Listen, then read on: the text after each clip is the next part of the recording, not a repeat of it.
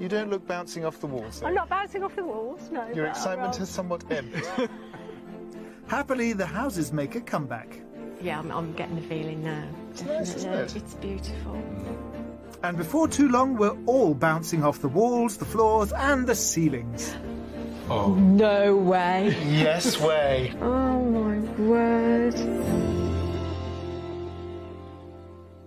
Welcome to Escape to the Country and to this, the National Forest. And 25 years ago, the first forest was created for over a millennium right here, and it stretches over parts of Derbyshire, Staffordshire and Leicestershire, and it's become 200 square miles of green, pleasant and wooded land with almost 9 million trees planted to date.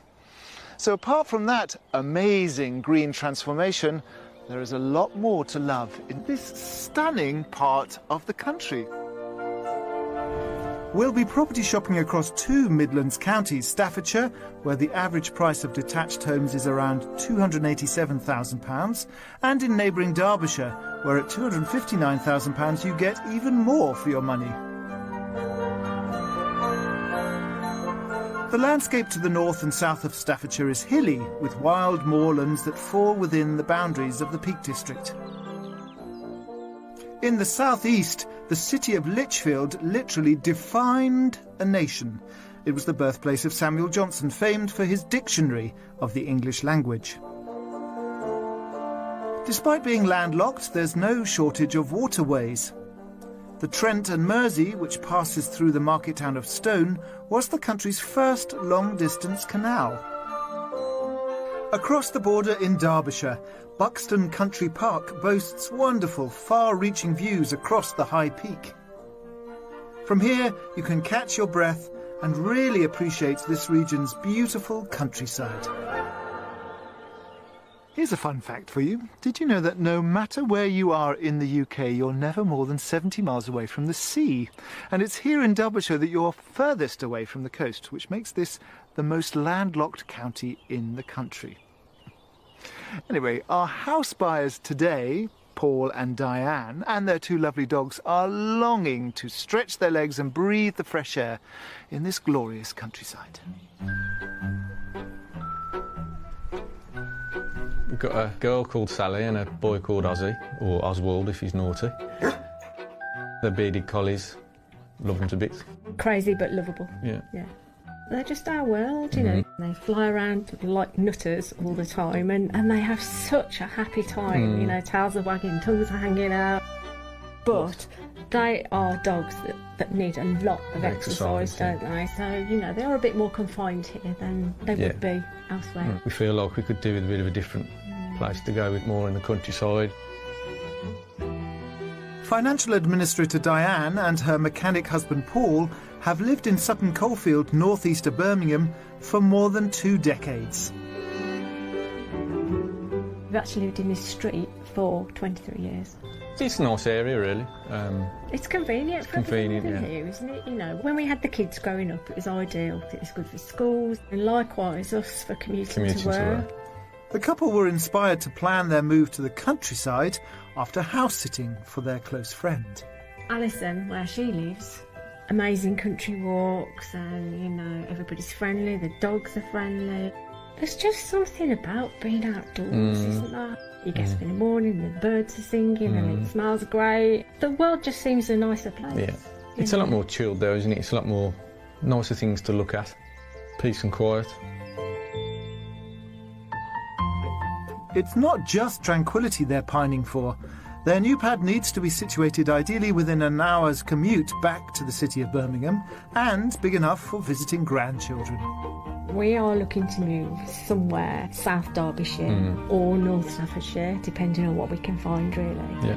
The idea is to have at least a 2 or 3 bedroom cottage. We want to have enough room for them to come over and stay for weekends or however long they want, so that's important, yeah. Where's the brown going then? In your room. Oh, that's not very nice, is it? Why do I have my least favourite colour? Don't want to do loads of work to it, really. I mean, the odd bit of cosmetic, maybe, but nothing structural. I'd need some kind of a garage or something that's secure, that things can be put in, bike or something like that. A nice garden for the dogs. Something a bit characterful, Characterful, yeah. don't we, if possible. But then again, we're open-minded, so... With the big move pending, Diane and Paul are feeling confident. It's quite exciting, really. It's not starting your life again, but it's a new era. We've both been on about this for so long. You get excited then, don't you? I do, yeah. Yeah. I have every confidence in that something wonderful will turn up, but it's a dream. It is a real dream, and I'm so passionate about making it happen. I'm just well ready. Wow, Paul and Diane are as excited as their bouncy bearded collies Sally and Ozzy about this move, so the pressure is on us to get it right and find them that dream property. So let's just reconsider what it is they're looking for. For a budget of £320,000, our couple are hoping for a detached cottage with a bit of character. They'd like 2 or 3 bedrooms to comfortably fit their visiting family, a good-sized garden where the 2 dogs can bound around, and preferably a garage for Paul to store his bike. They don't want to be too remote, so are after a location that's close to amenities and ideally around an hour's commute time back to Birmingham. We've hand-picked a cracking collection of properties for Diane and Paul to consider, but only after they've seen each one will I reveal the attached price tag. The ultimate stop will be a thoroughly modern mystery house, but one wrapped up in Regency grandeur. So without further ado, we're putting the wheels in motion to get going on our property quest. Look at the countryside. It's so beautiful. How many miles of it are there? Oh, this is all yours. But it is a big move. I know you've talked about how big a move it is. How does it feel to actually be on the road? Oh, I can't believe it. I really can't. It's just one of those things that we've been dying to do. Now we actually decided to put the house on the market and go for it. It's a whirlwind at the moment. It's all just like go, go, go. But have you always lived in towns? Yeah, it's always been town, hasn't it, really? Yeah, we've always been Birmingham based our entire lives, but you know, we've been out for weekends and we just love the countryside. Have you got any anxieties, being townies? Have you got any anxieties about moving out into the country? None whatsoever. Oh, fighting talk. I like None. that. Absolutely none. Maybe one curry house or something like that. Yeah, we keep on about the curry house. Good chip shop as well. Yeah. Oh God, the wish list. Here we go It's again. unmanageable. You can see what our lifestyle's like, can't you? We're either at home or having a takeaway. The first house destination is in the village of Whiston, within the Staffordshire countryside. This location is about an hour and 10 minutes drive from Paul's work in Birmingham. 1 mile from Whiston is the attractive village of Froghall, with its local pub and canal-side tea shop, an ideal pit stop for future dog walks. Whiston itself is surrounded by stunning open countryside. Look at that view. That is a beautiful view. So we're in the Staffordshire moors. So this is a little hamlet of farm buildings which were all developed, probably built around the Victorian time. But this one, as you can see, it is attached. But you do have your own driveway and garage at the back. Yeah. But what do you think about the outside? The views are to die for. Yeah. And it looks pretty, it looks charming at this point. So You don't look bouncing off the walls, though. I'm not bouncing off the walls, no. Your but excitement has somewhat ebbed. I'm just thinking at this point it may look a little dark inside from where I'm standing. Oh. Is that because of the leaded glass? Possibly, yeah, it could be a bit misleading. Yeah. It's actually quite light inside, so let's have a look. Okay. Well, the exterior hasn't quite hit the spot, but I'm hoping that the interior might draw them in. Okay. Come into the kitchen. Oh, this is nice. Oh, I like this. It is dual aspect, so it is actually quite bright. Yeah, it is actually. Yeah. That's really nice. It's more modern than I was expecting it to be as Yeah. well. Yeah. I'm actually really surprised. Yeah. Yeah, really surprised. Nice little island as It's well. lovely. And I Yeah. feel it has this really nice, sort of peaceful energy, the house. It does. It's been really loved. Yeah, So it gets a bit more lovely. cottagey in the main room. Okay. Come on in. So here we have the original timbers. It's got some charm, hasn't it? That's lovely. Wow. That is. Yeah, I'm getting the feeling now. It's nice, isn't it? It's beautiful. You of little faith. Charming. And look at the fireplace. Yeah. I've always wanted a fireplace. We don't have a fireplace at all at the moment, No. so that's definitely a bonus. But what I really love is this raised dining room. Yeah. Look at Really sunny because it's south facing, so you get lots of light coming in there. And then through here you've got a little tiny nook. It could be the little dog's nook in Could there. be the office. I do feel it's a little bit dark in here, but that could be down to the dark furniture, which we wouldn't actually have. Our Well- stuff is lighter, and that would lift it. Yeah, I mean, feel. I say this often. I mean, these are technically original beams. Just paint them white. Yeah. Yeah, we have seen that. Because then the ceiling just goes up another 3 feet in your mind. Absolutely, yes. But it's charming. Very nice. I like that. Love the character. Moving upstairs, there's a tiled family bathroom with a freestanding shower, a roomy dual-aspect double bedroom, and next to that, an even bigger double. Come in to the master bedroom. Wow, Hello. like this. It's big. It's a nice size, yeah. It's lovely. Loving the window. Yeah. Absolutely loving that window. You like the windows? But actually, lying in bed, I did just test it out, sorry. Yeah, the view. I mean, it's Yeah. beautiful. It really is beautiful when you wake up. Yeah, And you've got a no, little it's room so down here. pretty. They call it a cot room. I don't quite know what a cot room is, but you could turn that into an ensuite because the plumbing for the It's in downstairs there. bathroom is underneath. Okay. Okay, yeah. No, it's lovely. This is exactly what I was hoping for in a bedroom. It's a nice storage space for all your storage. clothes. It's a lot bigger than it looks from the outside, but yeah, there's a lot of potential. Yeah. Onto Look at the cows. feed. Yeah. I know, I've already seen the cows. Yeah. So it's going to be interesting. We're going to go back into the garden, and now you know what's inside. You'll probably love it. Because we've got to talk about the Price. Fondulix Okay. after you. Okay. The cattle are clearly a good selling point for Diane and Paul. Also outside there's a block-paved patio and a pretty decent-sized garage, plus a lawn that I'm sure their dogs would love. How does this compare to your garden at the moment? It's double the size, Oh, great. so that works well. Yeah, it's a lot bigger. I can see a horse in the Horse? distance over there. Yes, that's, that doesn't come with the house. okay. What is the price of this one? I'm thinking in the region of £280,000. I think a little bit more, £299,000. Aha. Well, in this instance, you get the crown. You're spot on. 280,000. Well, offers in excess of £280,000. Wow. Yeah. So why don't you go back in and explore? Maybe have a look around at the back of the outhouses, and then I'll be selling myself somewhere, and you can find me, and we can continue on. okay. Thank you. Thank you. Well, there you go. You see, you should never judge a book or a house by its cover.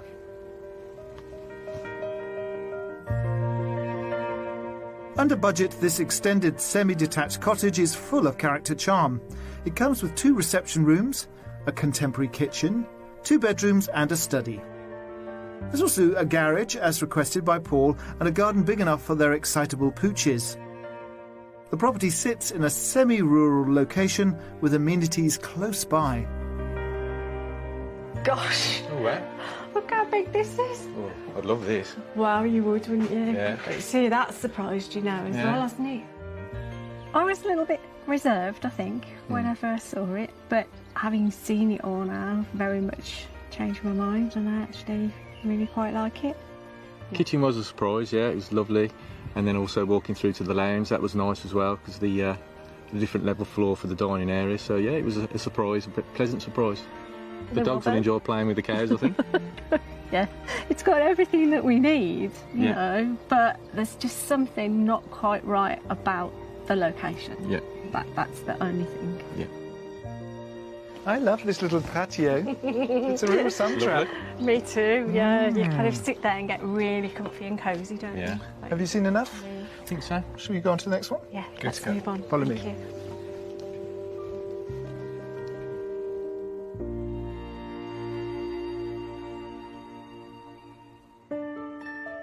Diane and Paul can't wait to be closer to nature when they uproot to the country, so I'm taking them to Rosliston Forestry Centre. Sitting near the Derbyshire-Staffordshire border is just one of the many places they'll be able to visit to get acquainted with the local wildlife. Zach Chesterman has been handling birds since he was a young boy and is passionate about falconry. He's agreed to introduce us to one of his beautiful feathered friends. Hi, guys. Hi, Zach. Who's this chap or chapess? I'm not sure. His name is Alan. Alan? Alan the barn owl. That's not very Alan. It's not, but it's very fitting at times. Oh, Alan. I was just thinking something more exotic, but Alan is just fine. There are 6 breeds of owls indigenous to Britain, one being the British barn owl. How do you feel about birds? You're a fan. Yeah, I do like birds, yeah. Especially owls. I think they're, lovely. He's a real cutie. Yeah. I'm liking him. Since the early 20th century, the owl population has been declining in Britain, largely due to the loss of natural habitat. Here at Rosliston, nest boxes have been placed in barns and trees to encourage nesting. Everyone associates owls with night time. Yes. I know certain owls have got different coloured eyes. Is that because they fly in the day more? Yeah, you're pretty much right. There is 3 different eye colours for owls. These all distinguish when the owl hunts. So if you see an owl with black eyes, like a barn owl or a tawny owl, it means it's nocturnal. So obviously it hunts at night. If you see an owl with yellow eyes, like an African spotted eagle owl, they are diurnal, so they hunt in the day. And then obviously the other one, it's a long word, crepuscular, which is the orange eyes, which is generally found on the big European eagle owls, and they are dusk and dawn hunters. Oh, OK. So what colour eyes has he got? Black? These ones are black, yes. Oh, so he's up late. He's not gone home yet. He's been out. So what happens? So they fly onto your hand or something? Yes, obviously it's all food related. That's how you get the bird to return. So can we have a go? Of course we can. Shall we crack on? Yeah. Excellent. Right, Di, so you're up first. So what I'm going to do here is I'm going to hand you a glove, otherwise known as a gauntlet. I'm assuming you can guess why we put the gloves on. Obviously the birds that we're flying, the talons are pretty sharp. First of all, I'm going to give you a quick demonstration on what to do, and then we will get cracking, and you'll be flying Alan in no time. Flying Alan. Flying Alan. Right, Al, so I'm going to cast him off over to the perch over there. He knows his job. He's been doing this for about 6 or 7 years now. And then what I'm going to do, stand with your back to the bird, like so, and you have your arm out like this. Right. And what I will do is I'll call him with a little piece of food. Alan? Alan? Come on, boy. Hey, over here, Alan. Alan. He's taking in the scenery. Alan. Ow. Alan. Steve. Come on, Alan. You notice most of my birds are called Oi as well. Alan's gone all shy on us. Maybe Diane can charm him. Right, so as we said, keep your back to the bird. Oh, he's there. There we go. Hello. Excellent, Alan. I want to give him a kiss, actually, but he might not appreciate that. He's lovely. I'm showing off now. So, come on, well done. Diane and Paul could have all this on their doorstep if they find the right home. Thanks, Zach. Have a great day. Thank you. Take care. Thank you. So we need to get back to it, searching for that perfect property.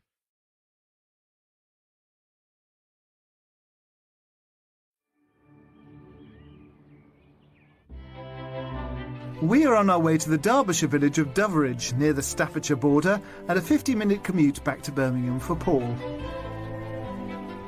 This popular spot has its own village shop, post office and pub.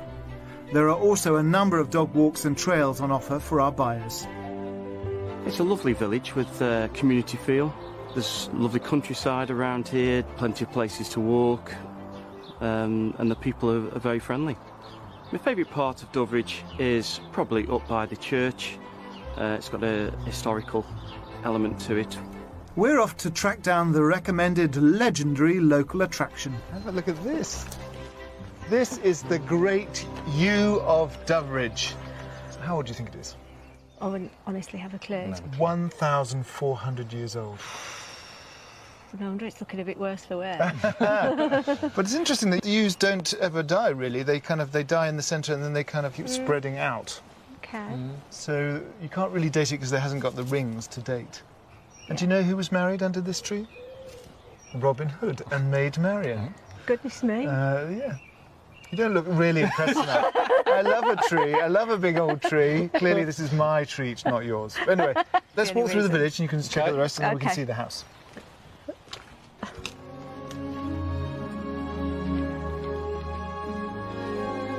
Romantic myths and legends aside, making our way to the heart of the village, we find the property in question, this Victorian terraced home. It's very pretty, very charming. This is, again, it's another one where you shouldn't judge it from the outside. No. Okay. So the big compromise on this house, I'm going to flag this up right from the start, is there's no off-street parking. But the owners that live there, they've got 2 big cars and they've never had a problem finding space to park. But it doesn't have a big drive. But the inside of the house, I think you'll understand why we brought you here. Okay. Okay. This pretty brick cottage was originally 2 small properties, but it's evolved over time and is now a spacious double-fronted house. Thankfully, the architectural features haven't been lost along the way. Come on in. So here we do have original beams, and it goes back to about 1850. So you can see the age, because these really are characterful. Yeah. What do you think? I think it's characterful, but it feels dark in here to me. That's my initial thought. So if you come here, you see it kind of goes through into the dining room, through out into the garden. So a lot lighter at the back than either. Your energy's plummeted. You don't like it? I'm not feeling it No. right now. But we're only in the first room, Only in aren't the we? first So room. hold that thought. Just off the sitting room is a much more contemporary space, the kitchen. So this is more modern. It's been renovated in the last 4 years. That's nice. I like that. Nice beams as well. Just enough, isn't it? I like this. But what I'm going to ask you to do is just have a little wander in this back part, because there's another 2 rooms at the back that you can explore. And then meet me back here and we can go upstairs, which okay, thank you. Okay. Okay. You see, you've got to warm up these 2. They've got to see a few rooms before they get the vibe. Admittedly, that is quite a dark room, so be interesting to see what they think. This place may appear small, but it has deceptively large living areas. A rear porch lies in the centre of the property with a downstairs WC and utility. Then there's another sitting room, which is a recent addition, plus a modern dining room. Yeah, this is nice. Nice height, nice windows. Yeah, nice area to have a meal. Yeah, that's nice. Hey, Hey? heard you with... Oh, dear. Don't look very impressed. No, It's a we're beautiful house. okay. You don't like it? It is nice. It's a charming house. Yes. The house itself is lovely. We're just struggling to get our heads around the fact that there's no off-road parking, and that's kind of killed us a little bit. And there's garage space, and Yeah. which is quite important. Okay, so that's a deal breaker. Probably, yeah. I think it would be. We've still got upstairs to see. You have? There's no So- garage up there. No. What we do have up on the first floor is an ultra-modern bathroom, which serves 2 double bedrooms. One with a rather striking chimney breast, plus a single room in use as a dressing area. And this one is the master bedroom because it's got an ensuite. Oh, yes. It's nice. Very nice, yes. So it's not as big as the one in the first house. It actually doesn't matter. No. You know, size-wise for us, this Big would enough. be fine, yeah. And then there's the garden. It's quite a big garden. Shall we go and have a peek? We'll go and have a nose. Try as it might, this lovely property doesn't seem to be drawing Diane and Paul in. But a big dog-friendly garden could be the deciding factor. Very tastefully done. And you've got a little raised sort of eating area there. Still no garage. No. It's more the off-street parking, I think, than the garage that's the drawback to this one. So it's sort of hypothetical, but what do you think the price tag on this terraced? Struggling to guess this one. I'd go 290. I think because it's a 4-bedroom, nice village, £310,000. 310. Interesting. So you will probably be a little shocked to know that this is actually over your top budget, and it's £50 shy of £350,000. Right, That is a surprise. yeah. But it's been nice to see because it has, again, given us an eye-opener. It's a village that we've discovered. Yeah. Well, I'll see you out front when you're done. Okay, Thank you. will do, thanks. Oh, such a pity. This attractive Victorian cottage has a wealth of period features combined with modern details. It has 3 sizable living spaces, a smart recently fitted kitchen with separate utility room and 4 bedrooms. Outside there's a good-sized lawn for the dogs to stretch their legs, and the property lies in the heart of a village with all its amenities to hand. I'm not too comfortable with the terrace look at the front. I prefer to be perhaps semi-detached at least. This dining room's stunning, but as I say, yeah, I still go back to the thought that we couldn't make it work for us. There is just a bit too much of compromise for us, particularly in this house. So, yeah, that's a shame, but, you know, we'll find it. We'll get there. Hello. Hello. Hiding in the shade. It's a hot day, isn't it? Yep. It's nice. So let's draw a line under this one and find some refreshments. Okay.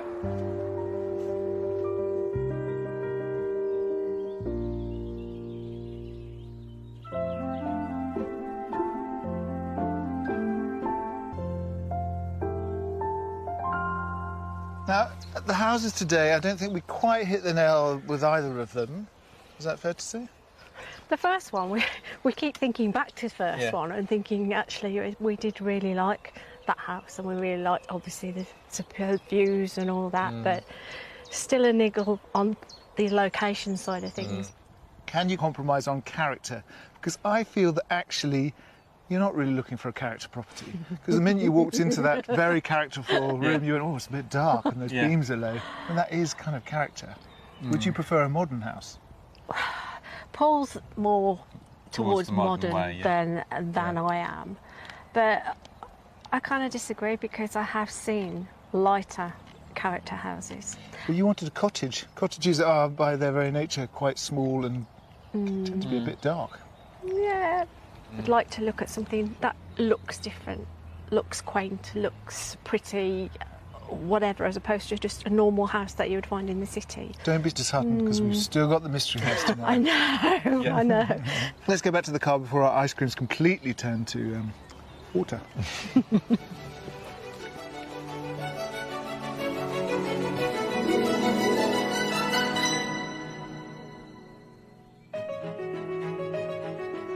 It's the second day of our property hunt in the counties of Staffordshire and Derbyshire, where we're seeking out a rural pad for Diane and Paul from Sutton Coalfield in Birmingham.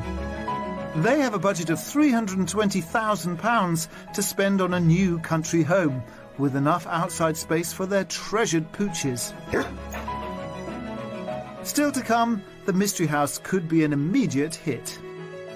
Does it feel like a home? Yeah, Yeah. yeah, instantly. Yes. And I get hot under the collar, attempting to get on trend with fine knitwear at a local factory. So stressful. Oh, yours was much smoother. Would it work, though? Could you get a collar on that? No, trim that up. You'll try. Tidy it up. Yesterday I was saying that the sun always shines in these parts, and it really does seem to shine on Di and Paul's house hunt. And I was also mentioning yesterday that maybe their character property is a bit of a red herring. Maybe they don't want a historic house. So the obvious choice for the mystery house would be a brand new, spanking new build. But we don't do that on this show. We're actually going to push them into more challenging territory with a very historical house with lots of parking, guest parking and a double garage. But maybe it would be all too much for them. Our last stop is the small hamlet of Admerston, just minutes away from historic Abbots Bromley. This pretty Staffordshire village has everything Diane and Paul want, from independent shops to dog-friendly pubs. And the commute to Birmingham isn't bad either. Paul could make it to work from here in just 45 minutes. The mystery house might not be what they had in mind, but it's set within the estate of a stately country house. And as first impressions go, this address certainly has the wow factor. Take a look at this! Wow, I can't deliver a better view than that. that is the view to die for. Yeah. You can walk the dogs in the 30 acres of grounds. Gobsmacked at the moment. Obviously you haven't seen the Yeah. property itself, but it's inside this complex. Yeah. It's very, very grand. Yeah. Breathtaking. So it's a historic property. These are the kind of stables, unbelievably. They look like a palace. But I think you might like it because it's actually quite modern inside. Just want to get in. Yeah, just excited to see what's inside. And have a look, because I can't imagine what's waiting for us. Yeah. Should we look? Yep. Yeah, Can't wait. absolutely. This Grade 1 listed building stands proudly at the end of a private drive close to the main residence, which has been home to the Bagot family since the 14th century. Former stables, the development was remodelled in the 1980s to create 7 separate homes without losing any of its stately elegance and architectural detail. It's very, very different. Yes, We wanted different, didn't we?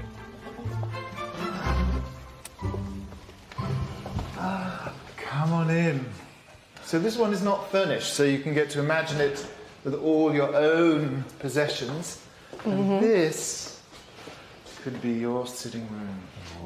Oh, this is nice. Do you like it? I do. I love it. It feels nice, doesn't Very it? nice. It's a nice size. But it's been beautifully modernised. I mean, these lovely wooden floorboards, very simple, great big bright open windows. Does it feel like a home? Yeah, Yeah. yeah. Instantly. Yes. It does. So, oh, good lord. So this means it could be a contender so far? You like the... Definitely. Phew, positive reactions so far. Along the hallway is the kitchen, and I don't think that will disappoint either. It's lovely with these kind of butcher's tiles on the wall. Yes. Nice yeah. modern range. What's happening with your heart? Is it going pitter-patter? It is a bit. It is a bit. Well, the upstairs is just as beautiful, so... Okay, let's go. I get the feeling both Paul and Diane are a bit overwhelmed, and there's much more for them upstairs, where the decor continues to mix traditional with modern. A bathroom has a walk-in shower with exposed brick detail. Then we find 2 double bedrooms and a rather grand master bedroom. Can't wait to show you this. Oh, and there's a bedding. Oh. No way. Yes way. Oh, my word. It is beautiful, isn't it? It's beautiful the way that they've maintained all the kind of open space with the beams. Yeah. Absolutely beautiful. Lovely kind of little ensuite, open plan, if you're into that thing. You're liking this, aren't you? Really liking I it? really like it, yeah. Yeah. You're not the most effusive person, Paul, but you're smiling. And No, he does, honestly, trust me. Both buyers seem rather smitten with this characterful property. Outside, they'd get their own large garage, but there is one big caveat, and I hope it doesn't burst their bubble. Now, this lovely little wilderness, this is the compromise. So basically, everybody can buy or can rent a strip of the garden. Okay. Okay. It's not an issue. Yeah. But it's a practicality, isn't it? So, what do you think this one comes in? Oh, I'm frightened to even suggest. I'm thinking sort of 340,000. I'm thinking on budget or just over. £320,000. So this little slice of history is on the market for offers over £300,000. Wow. Really? I really thought it'd be way over what? Yeah. Didn't think we could afford this at all. It's everything you could really dream of. So I'm going to let you go in and explore it to your heart's content, and then find me when you're done. I'll drag you away. Thank you. Okay, thanks. That's great. It's a really quirky, unusual property. Could have gone both ways, but it went the right way, which makes me very happy. This historic home is priced £20,000 under budget at offers over £300,000. Although it's full of original features, it does have a contemporary feel. There are 2 reception rooms, a stylish kitchen, and 3 bedrooms, including a master bedroom with an open-plan ensuite. It comes complete with a huge garage and the option to purchase a small garden plot. All this set within acres of wonderfully tranquil Staffordshire countryside. There's your garage space. Yeah, box ticked. Big enough? Yeah, definitely. It just gets better and better, doesn't it? Totally wasn't expecting to feel this way, but it's just different, really, really different, but lovely. I can definitely picture ourselves living here. It would just be fabulous. I would never imagine we could afford to live here, but the price is spot on, really. We can afford that, and I think we'd be very, very happy here. So I'm going to have to tell you you're away. I'm sorry. Do you have to? You have to. Have to. Neither of us want to leave. Oh, that is a We've just very been- good sign. We've been roaming around quite happily in there. Yeah. Well, let's go and Used to it. find somewhere to kind of clear your minds and make some clear decisions. Okay. Okay.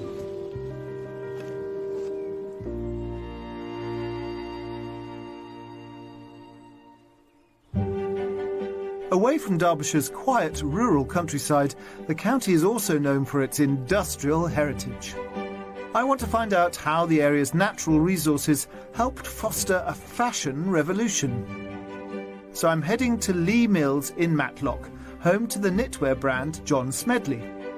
Filling me in on this slice of sartorial history is archivist Jane Middleton-Smith. Jane, here we are right inside this kind of historic knot of buildings. Which one's the oldest? Where did it all start?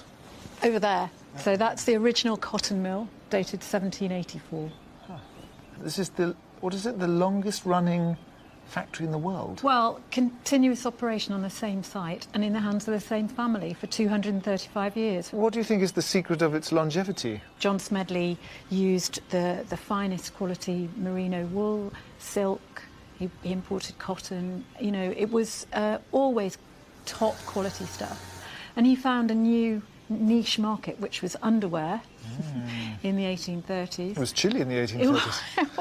It was, and we continued making hosiery right up to the 50s and 60s. Oh, right. Why did it stay in this area? What was important about the geography here? Well, the geography is really critical because, of course, you needed water. You need a fast stream, perfect for working a water wheel, which is the only form of motive power, of course, in the 18th century. But there was a pick-up for the brand in the sort of 60s? The 1960s were a time of great change in the knitwear industry, you know, moving from underwear to outerwear, we did as a company. And our styles were picked up by all sorts of people, and famous people, which has been really wonderful. So we made classic styles like roll necks, which were popular with people like Sean Connery, Marilyn Monroe, Audrey Hepburn, the Beatles, you know. So, yes, you couldn't get better celebrity endorsement. And we're still very popular with celebrities today.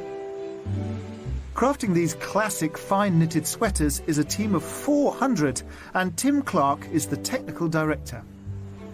Tim! Hi, Alistair. How are you? You've got the raw material. Raw material, this is the cotton. This is the raw state cotton. Now look. This is so fine. Yeah, very fine, one of the finest in the world. You don't spin anymore, that's right. We don't spin, but we do add the colour. So we can go from that to that within the dye house, within the company. So the same as that wool?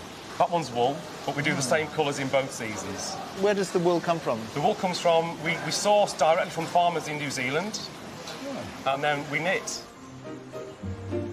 To create one of their jumpers, the separate pieces are knitted, including the rib for the sleeves and the bottom edge. Then the garment is put together and the finishing touches added. What's this? This is one of the James Bond type collars that we knit, which is very similar to this one.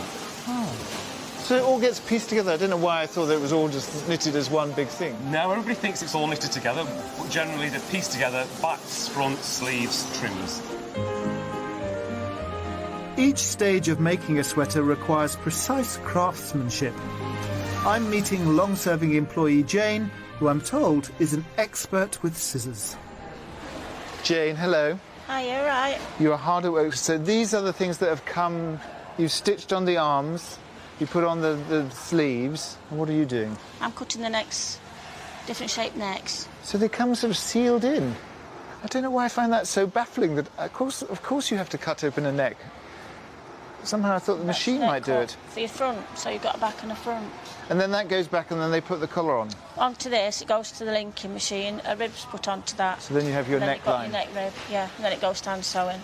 And how long have you been working here, Jane? A I'm long sorry, while. was that a sensitive question? It's a Can long whisper. while, 50 years. Oh my goodness. Did you get a special party thrown for you? I hope not. The question is, can I measure up to Jane's experienced, steady hands? Oh gosh, I'm making a real pig's ear of this. That's good. Is that good? Yeah, first attempt. Oh, so stressful. I just Is that right? snip that little bit there. I'm actually shaking. Yeah. It's really stressful. Yeah. Oh, yours was much smoother. Yeah. Would it work though? Could you Yeah. get a collar on that? No, I'd trim that up. You'll So it could be used, yeah. So next time I see someone wearing one of these, that could be mine. You never know. Thank you so much, Jane. I don't want to hold you up too much. Yes. Really lovely to meet you. Real honour. Thank you. Yeah, thank you. I think I better stick to finding country homes.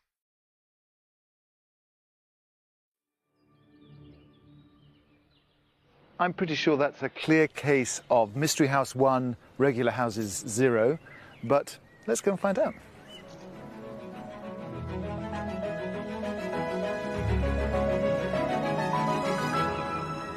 What a week we've had. We've had an amazing time, yeah, loved it. You cannot hide your emotions. I can't, can I? No. So when you didn't like a house, it was like... when you did like a house, it was like, yay! Yeah. I'm guessing that the Mystery House is the only one that you're considering, is that right? Yeah, definitely, yeah. No doubt about that. Yeah. Would you actually consider putting in an offer? Definitely, yeah. We would. We would. Yeah, we would. Yay! That's a rattle, by the way. That's wonderful news. So what has to happen next? What are the next steps? Well, I think we need to go home and calm down. Let the hype and the excitement go. Collect the dogs, take them for a walk, yes, and then seriously consider how we go about this. Presumably you have to sell your house. Yes. And sell the house. Who would have thought that we'd consider our house without its own back garden? Yeah. But, you know, the Mystery House has an unbelievable back garden all of its own, doesn't it? The whole package is just spot on. Well, I wish you all the best and hurry up and move into this lovely part of the world. We'll do our best. And thank you for helping us out. My pleasure.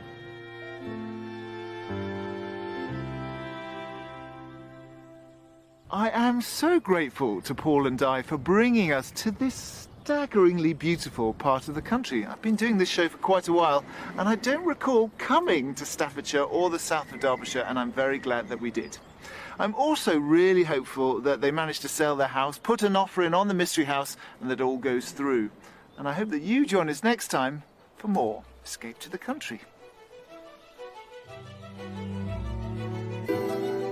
Diane and Paul did go back to the Mystery House for a second viewing, and they put in an offer, which I'm delighted to report was accepted. We wish them and their dogs all the very best. If you want to escape to the country or even your perfect town, in Northern Ireland, Scotland, England or Wales,